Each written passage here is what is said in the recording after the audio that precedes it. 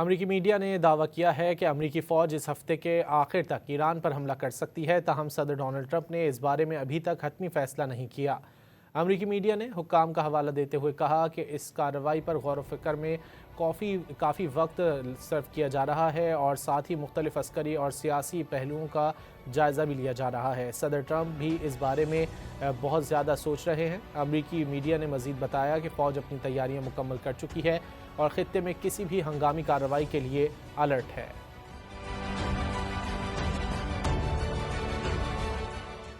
امریکی میڈیا نے دعویٰ کیا ہے کہ امریکی فوج اس ہفتے کے آخر تک ایران پر حملہ کر سکتی ہے، تاہم صدر ڈونلڈ ٹرمپ نے اس بارے میں ابھی تک حتمی فیصلہ نہیں کیا۔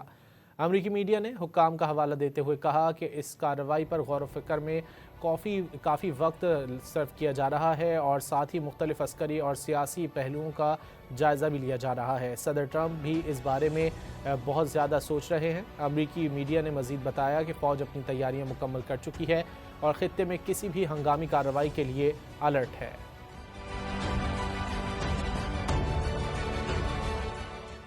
امریکی میڈیا نے دعویٰ کیا ہے کہ امریکی فوج اس ہفتے کے آخر تک ایران پر حملہ کر سکتی ہے، تاہم صدر ڈونلڈ ٹرمپ نے اس بارے میں ابھی تک حتمی فیصلہ نہیں کیا۔